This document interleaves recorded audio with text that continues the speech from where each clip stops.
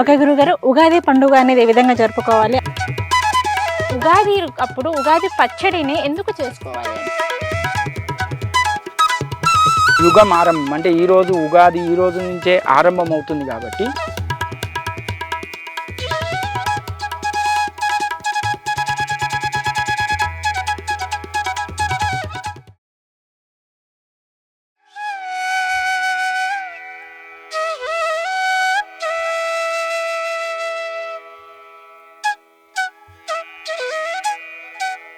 నమస్తే, welcome to Dhatri TV. Ugadi స్పెషల్గా వచ్చేసి ఈరోజు మనం ఏంటంటే మామిడి తోటకి వెళ్తున్నాం. మరి మామిడి తోటకి వెళ్ళేసి అక్కడ ఏం చేయబోతున్నాం ఏంటి అనేది అయితే నేను మీకు చూపిస్తాను, పదండి.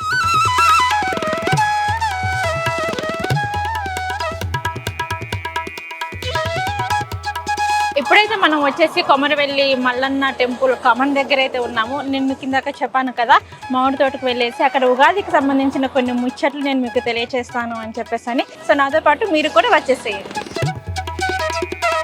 హాయ్ అండి, నేను మీకు చెప్పాను కదా, మామిడి తోటలోని ఉగాదికి సంబంధించిన కొన్ని విశేషాలు మనం మాట్లాడుకుందామని చెప్పేసి. సో ఫైనల్గా అయితే మనం మామిడి తోటకి వచ్చేసాము.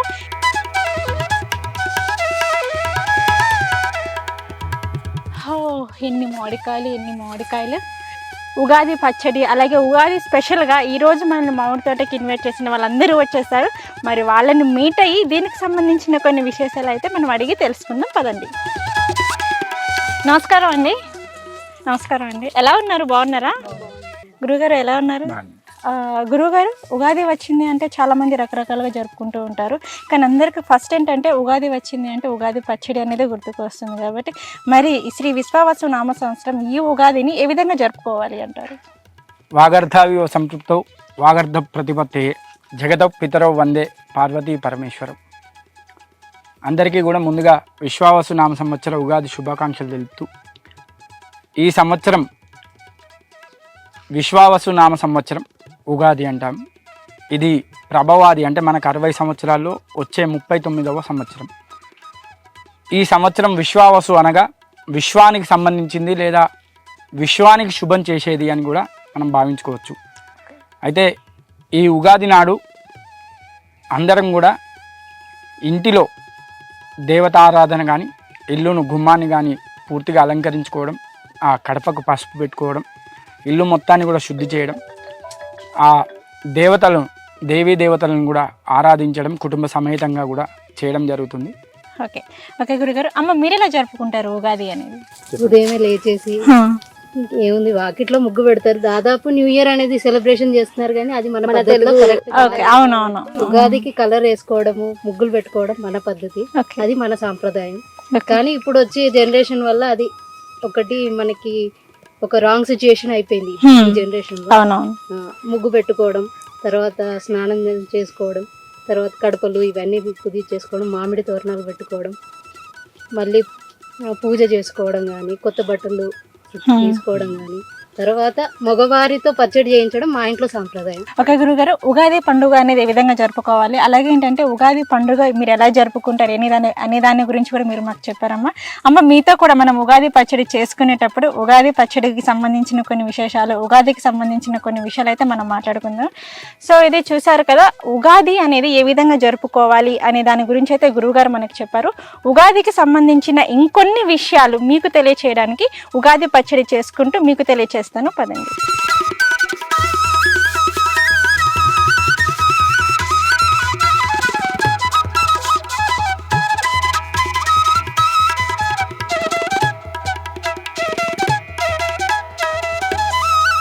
ఇందాక ఆల్రెడీ గురువు గారు చెప్పారు కదా ఉగాది పండుగ అనేది ఏ విధంగా జరుపుకోవాలి అని చెప్పేసి. సో ఇప్పుడైతే ఉగాది పచ్చడి అయితే తయారు చేయడానికి అన్ని రెడీ చేస్తున్నారు. ఇప్పుడైతే కుండకు వచ్చేసి సున్నం పెడుతున్నారు. అలాగే మనం ఇంకా సైడ్కి చూసుకున్నట్లయితే మామిడికాయలు, చింతపండు, సో అంటే షడ్రుచులకు సంబంధించిన అన్ని పదార్థాలు అయితే ఇక్కడ ఉన్నాయి. మరి ఉగాదికి సంబంధించి ఉగాది పచ్చడికి సంబంధించిన ఇంకొన్ని విశేషాలు అయితే మనం గురువు గారిని అడిగి తెలుసుకుందాం. గురువుగారు, ఉగాది అంటేనే అందరికీ తెలిసిందే కదా ఉగాది పచ్చడి అనేది. ఉగాది అప్పుడు ఉగాది పచ్చడిని ఎందుకు చేసుకోవాలి అని? అమ్మ, ఈ ఉగాది పచ్చడి అనేది పూర్వకాలం నుంచి అంటే మన తాత ముత్తాతల పరంపర నుంచి కూడా ఉగాది రోజున ఉగాది పచ్చడి చేసుకొని నైవేద్యం పెట్టి తీసుకోవడం అనేది ఆనవాయితీగా వస్తుంది. అయితే ఈ కాలంలో చాలా మందికి ఏమైందంటే ఇది ఒక పానకం లాగా మాత్రమే, ఏదో మనకు దేవాలయం పోతే తీర్థం ఇస్తారు చూడ, అలా తీర్థం తీసుకోవడమే అనుకుంటున్నారు తప్ప అసలు ఈ ఉగాది పచ్చడి ఎందుకు చేసుకుంటాము, దానివల్ల ఏం ఉపయోగము అనేది మాత్రం చాలామంది పిల్లలకు కానీ కొంతమంది పెద్దవాళ్ళకి, ఈ తరం పెద్దవాళ్ళకి కూడా తెలియదు. ముఖ్యంగా ఈ యొక్క ఉగాది పచ్చడి అనేది షడ్రుచుల సమ్మేళనం, అంటే 6 రుచులు ఉంటాయి ఇందులో.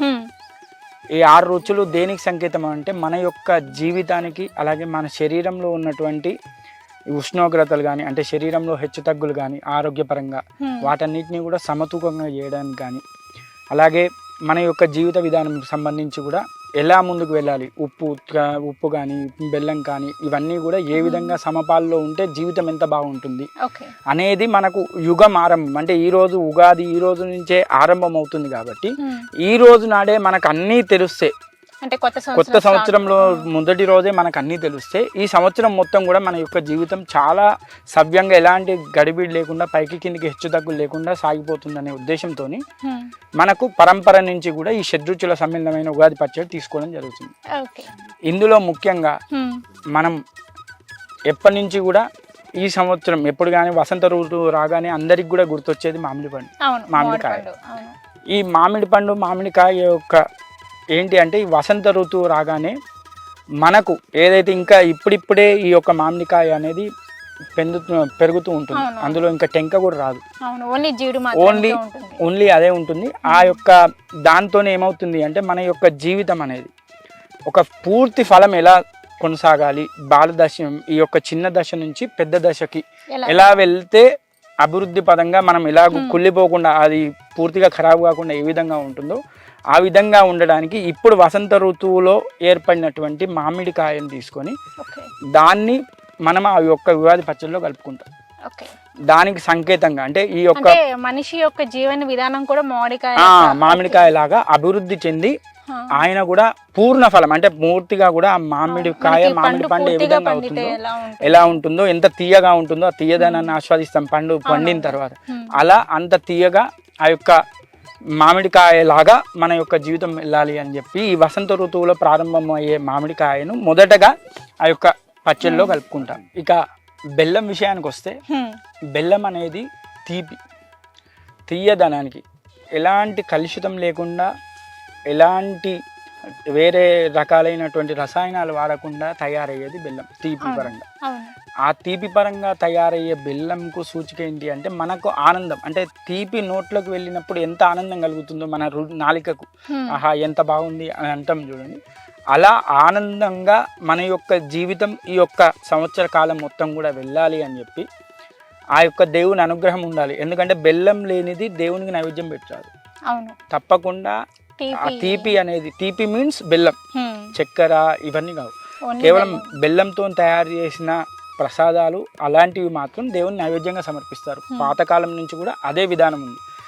దానికి అనుగుణంగా ఈరోజు మనం దేవునికి ఆనందింపజేసిన ప్రసాదాన్ని మనం ప్రసాదంగా భావించుకోవాలి. ఆ తీపి మన నోటికి తగిలినా, మన శరీరానికి తగిలినా కూడా శరీరంలో ఉన్నటువంటి ఈ బెల్లం ద్వారా ఏమవుతుంది అంటే ఈ శరీరంలో ఉన్నటువంటి సమతూకం, అంటే ఏదైతే మనకు కీడి చేసే వ్యవస్థలు ఉన్నాయో శరీరం లోపల కూడా అలాంటివన్నీ కూడా ఈ బెల్లం యొక్క దాంతోనే అవన్నీ కూడా నశించి కరెక్ట్గా మనకు పనిచేసే విధంగా శరీరాన్ని మలుస్తుంది అని చెప్పి ఈ వేడిని కూడా ఈ వసంత ఋతువులో వేడి కొద్దిగా ఎక్కువ ఉంటుంది కాబట్టి దానికి దీనికి సమతూకం అవుతుందని చెప్పి ఈ యొక్క బెల్లాన్ని కూడా అందులో వేయడం జరుగుతుంది.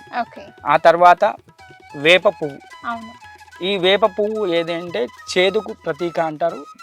వేప యొక్క చేదును ఎంత తీసుకుంటే అంత మనకు శరీరం కానీ ప్రకృతి కానీ చూడొచ్చు.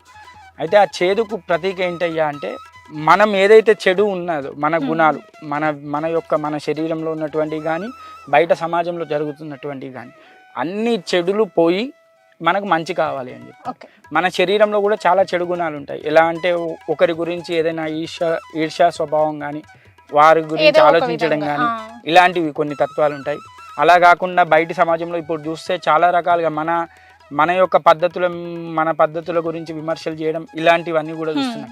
అలాంటివన్నీ పోవడానికి, అలాంటివన్నీ యొక్క ఏమైతే మనకు చెడు జరుగుతున్నాయో ఆ చెడు కూడా అన్నీ కూడా మనకు అనుకూలంగా జరగడానికి ఆ స్వామికి ఇది నైవేద్యంగా పెడితే అప్పుడు ఇది కూడా తీపిగా మారుతుంది. ఓకే. ఆ చెడు రుచి కూడా మనకు మనకి ఇందులో తీపి చేదు పెట్టినా కానీ తీపిగా మారే అవకాశం ఉంటుంది. ఓకే. అలాంటిది ఈ చేదు సమతూకంగా ఉన్నది అనుకోండి, శరీరంలో కూడా కొద్దిగా అప్పుడప్పుడు అంటారు జనాలు, మనకు ఎంత తీపి పడ్డా చేదు కూడా మన శరీరంలోకి పడాలి అని. శరీర పరంగా కూడా ఈ వేసవి కాలానికి తగ్గట్టుగా, ఈ వేసవి కాలం రాబోతుంది కాబట్టి ఆ కాలానికి తగ్గట్టుగా శరీరంలో మీ యొక్క షుగర్ లెవెల్స్ అనుకోవచ్చు, ఈ కాలంలో మిగిలినవి కావచ్చు, అవి హెచ్చు తగ్గులు కాకుండా కరెక్ట్గా ఉండడానికి ఒక జీవన విధానాన్ని సెట్ చేసుకోవడానికి ఈ యొక్క చేదును అనేది కూడా ప్రతీకగా వాడతాం. ఇక ఇది వచ్చేసి పులుపు.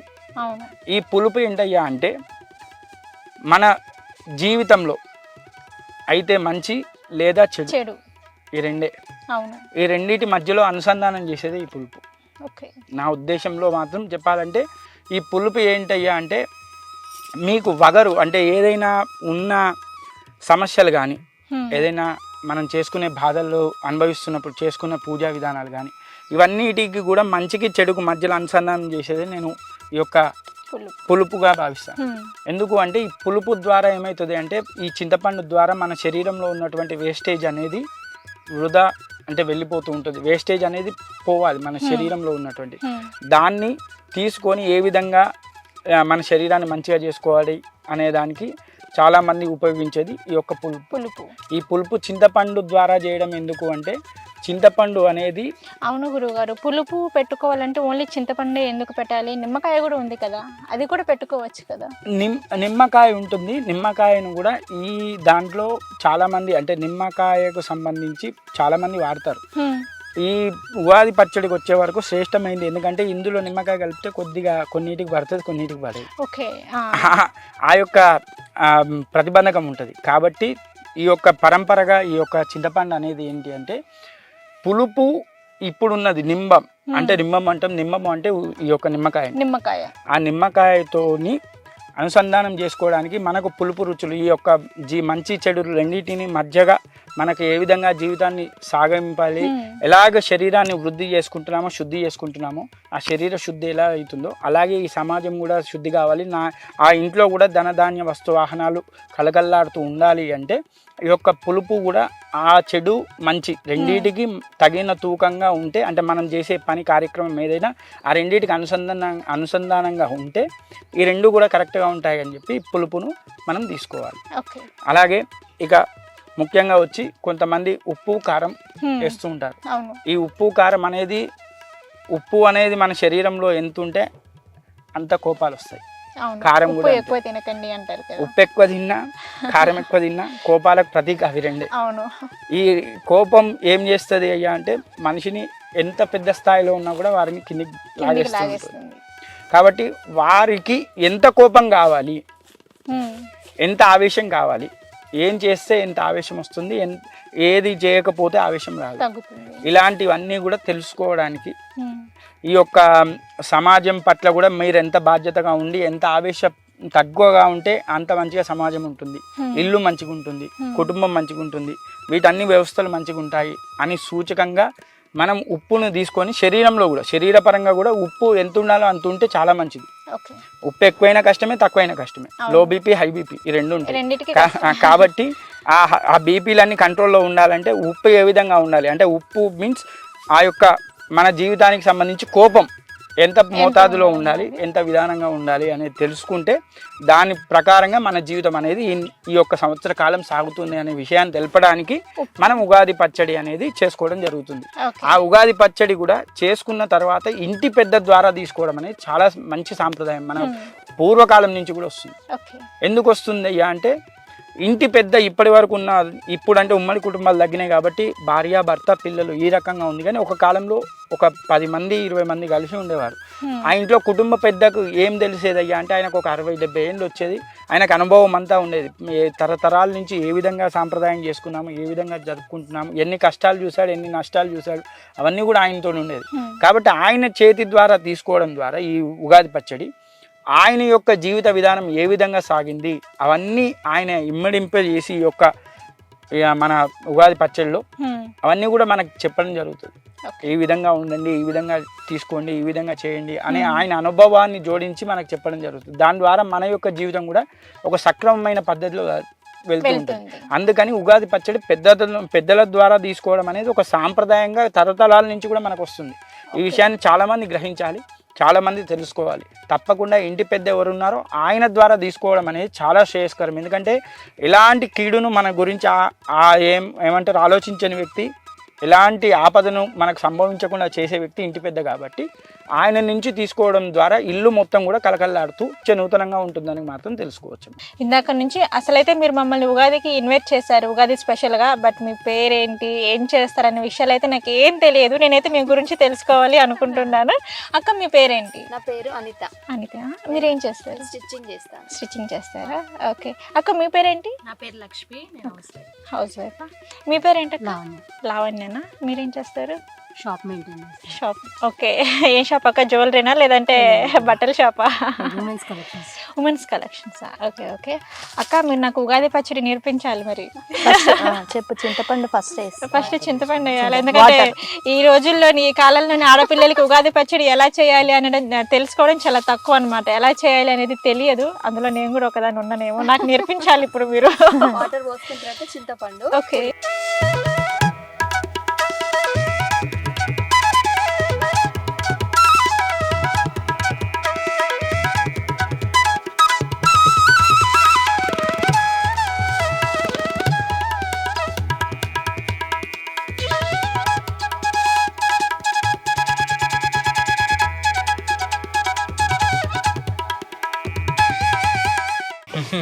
ఉగాది పచ్చడిని తాగేసా. అక్క ఫస్ట్ మీకు ఉగాది పచ్చడి పులుపా?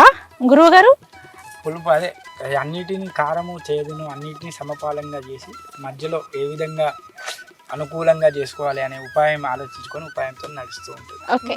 అక్క మీకేమొచ్చింది? పులుపా, చేదా, ఒగరా, కారమా? చేదా. జీవితంలో ఉన్న చేదుకు మంచి రావాలి. ఓకే తప్పకుండా. అక్క మీకేమొచ్చింది? తీపి వచ్చింది. ఆనందానికి సూచిక కాబట్టి ఆనందంగా ఉంటుంది ఇప్పటికీ. ఓకే. ఫైనల్ గా నాక పులుపు, చేదు, ఒగరు అన్ని వచ్చినాయి. షడ్రుచులు అన్ని వచ్చాయి. షడ్రుచుల సమ్మేళనం కాబట్టి ఉగాది. అవును, ఉగాది లాగా నిత్య నూతనంగా ఎప్పటికీ వెలుగొందుతూ సుఖంగా జీవితాన్ని గడుపు. ఓకే తప్పకుండా గురుగారు. అక్క మీకు అందరికి గురుగారు ముందుగా మీకైతే ఉగాది శుభాకాంక్షలు. అక్క మీకు కూడా ఉగాది శుభాకాంక్షలు. ఈ ఉగాది మీరందరూ కుటుంబ సభ్యులతో కలిసి చాలా సంతోషంగా ఉగాది పండుగ జరుపుకోవాలని కోరుకుంటూ మనస్ఫూర్తిగా కోరుకుంటున్నాం. మేము మా దాత్రి టీవీ ప్రేక్షకులు అందరికీ ఉగాది శుభాకాంక్షలు. మీకు కూడా ఉగాది శుభాకాంక్షలు.